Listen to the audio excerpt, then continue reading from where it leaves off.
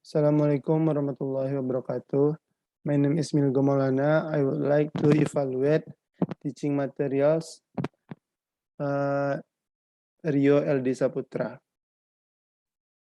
The first thing is kesesuaian materi pada handout dengan prinsip pengembangan bahan ajar. Pada bagian prinsip relevansi, yaitu materi yang disajikan di dalam handout sesuai dengan tuntunan KI dan KD. Saya memberi penilaian 3, yaitu sudah sangat lumayan sesuai dari materi dan KI dan KD yang disajikan. Kemudian prinsip konsistensi, yaitu tentang materi yang dijabarkan sesuai dengan KD yang harus dikuasai. Saya memberi nilai 3. Ya,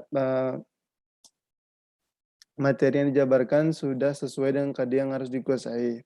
Yang ketiga yaitu prinsip adekuensi. Materi yang terdapat di dalam handout mencukupi untuk mencapai kompetensi yang ingin dicapai. Saya memberi nilai 3. Kemudian yang B itu cakupan materi. Yang pertama itu tentang materi yang dijabarkan sesuai dengan esensi kompetensi yang dirumuskan di dalam tujuan pembelajaran. Saya memberi 3 karena materi yang dijabarkan sudah sesuai dengan esensi kompetensi yang dirumuskan. Kemudian yang kedua itu materi yang dijabarkan sesuai dengan tingkat perkembangan siswa. Saya memberi nilai 3.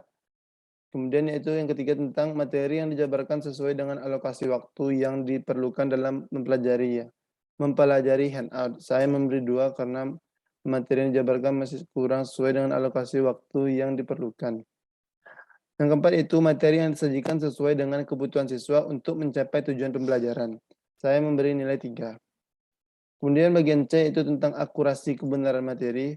Pertama itu fakta dan konsep yang dijabarkan pada handout benar dan dapat dipertanggungjawabkan secara ilmiah. Saya memberi nilai 3.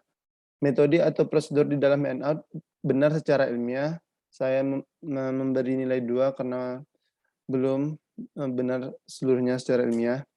Yang ketiga itu istilah-istilah yang digunakan dalam handout benar. Saya memberi nilai 2. Dan yang terakhir itu tentang terdapat hubungan yang berkesinambungan dan konsep. Saya memberi nilai 3. Yang D itu tentang penyajian materi di dalam handout.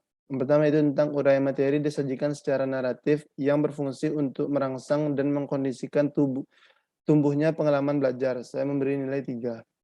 Yang kedua itu uraian materi di dalam handout disajikan secara logis, sistematis, komunikatif, interaktif, dan tidak kaku. Saya memberi nilai 2. Ketiga itu uraian materi dari sumber ditambahkan penjelasan kata-kata sendiri. Saya memberi nilai 2 karena masih kurang kata-kata dari kata-kata sendiri. Yang keempat itu uraian materi dilengkapi dengan ilustrasi baik berupa gambar atau foto yang menarik. Saya memberi nilai 1 karena tidak adanya gambar atau foto yang menarik. Yang kelima itu uraian materi didukung dengan contoh dan analogi yang sesuai. Saya memberi nilai 3.